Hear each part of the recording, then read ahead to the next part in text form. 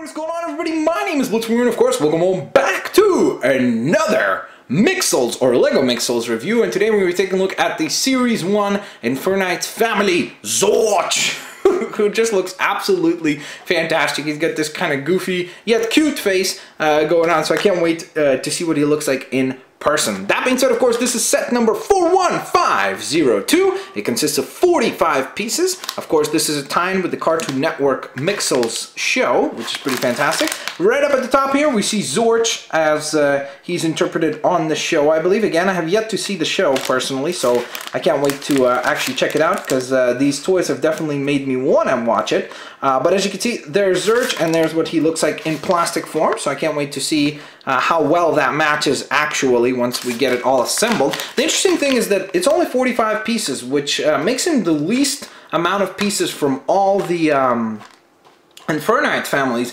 I can't quite recall exactly how much pieces were the Electroid families that I've reviewed, but I think that most of them were higher than 45. So this might be the smallest piece count from all the sets. So it's going to be interesting to see how he looks and how big he is once we get him assembled. That being said, speaking of assembling, if you assemble all three of the Infernites, you can then assemble Infernites Max, which just looks absolutely awesome, and I cannot wait to actually assemble that guy for you guys. That being said, of course, you can visit lego.com/mixels for some more information, where you've got these two awesome Mixel pictures there. As I mentioned before, I have reviewed the entire Electroid line, so definitely go check those reviews out. I've also actually taken a look at Volk already. Today we're taking a look at Zorch, and then of course, next time we're going to be taking a look at Flame, which means that after that, we're going to be able to take a look at the Infernites Max. On top of that, I will be reviewing the Cracksters very soon, which are of course all 9 of the Mixels that are available in Series 1.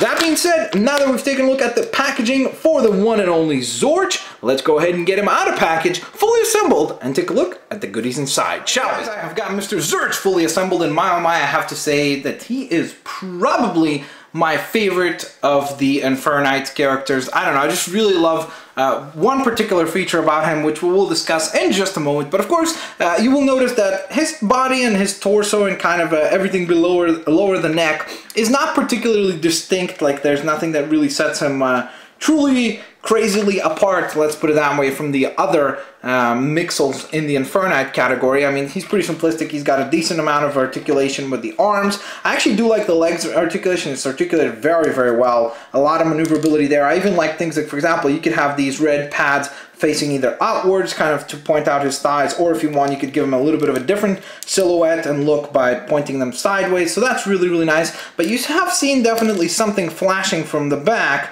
which is this awesomeness, which is of course 2 ginormous flames coming from his back, I guess. No, it's not his butt. His butt would have been down here, I guess, which would have probably meant that he ate some really spicy food if there are such ginormous flames. But of course, I love these effects. We actually saw 2 of those on Flame, if you remember, when we took a look at that Mixel, who I actually have right here. But you will notice that the flames are just absolutely awesome. I love this flame effect. It has, of course, the yellow translucent plastic into the orange translucent plastic and then into the red translucent plastic, which is just absolutely awesome. And they are very large flames as well, so that's a really cool factor. And of course, if you want, you could kind of maneuver them around a little bit, kind of position them how you want, but be careful with them because they are somewhat thin. They're not fragile by any means necessary, but they are somewhat thin, so you don't want to, like, you know, hold the tip and twist things, because you're more than likely to just break off a piece, which would obviously not be very nice, because you would lose out on a very cool Lego piece indeed. On top of that, of course, you can do crab walk mode. That's what I really wanted to say. Is there going to be one review where I don't tear off one of their limbs? Because this is ridiculous. Every video, it's like before when I mess around with them, never anything falls apart. As soon as you put them on camera, oh, I'm just going to keep falling apart. I don't know why that happens. But of course you can go ahead and engage crab walk mode, which actually he fares really well as a crab because of his the shape of his head and everything is very cool indeed. Of course he also has some really cool eyeballs, just like Flame. He shares those same type of eyeballs, and I love the fact that his jawline has kind of the 3 teeth grin going forward, which is really cool. But the coolest feature about this guy is actually this little piece right here, which allows him to be so expressive it's not even funny. So for example, you can see right here, this is basically his eyebrows, at least that's what I call them, and that's the main feature that I like on this guy. which, now that I think about it, is kind of a weird thing to say, because it's like, I never thought that I would ever say about anything, or anyone for that matter, that my favorite feature about them is their eyebrows. But nonetheless, it is true for this guy. And you can see, obviously, these, for example, these eyebrows allow him to be kind of, you know, mad and stuff. But for example, if you just lift this piece up, now he's surprised, right? Isn't that amazing? On top of that, you can go ahead and rotate this piece, right, around, and then bring it down, and now he looks sad, doesn't he? Which is just incredible. That is so cool that with just one piece, you can kind of, you know, change the expression of the character completely. You could kind of have him be a lot more sympathetic like this. Obviously, you could also maneuver his eyeballs around to create kind of more goofy expressions where he's like, oh, like as if somebody just slapped him or something really hard, something like that. You could definitely do that. Where he's like, oh, why did you slap me? Or he could be angry about why did you slap me, like this, you see? He's like, oh, you slapped me? I'm gonna get you now.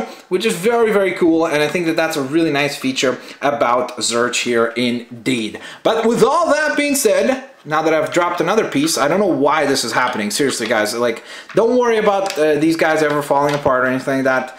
They are very, very sturdy. It's just that for some reason, sometimes on camera, they decide to do that, which is kind of strange. But nonetheless, of course, there you guys have it. That is the one and only Zorch. If you guys enjoyed this video, please smash that like button, share the video with your family and friends, favorite the videos as well, and of course, stay tuned for the next video, which will be, of course, Infernites Max. I am very, very much excited to see that cool dinosaur type thing, which just looks really, really awesome. Can't wait to get all three of our characters together and reassembled into the Infernites Max version. That being said, though, of course, if you guys enjoyed this video, as I said before, smash that like button, do all the good stuff you guys always do, like sharing the videos and favoriting the videos. And of course, I will catch you guys next time. Peace out. See you later, alligators. Thanks all for watching, guys.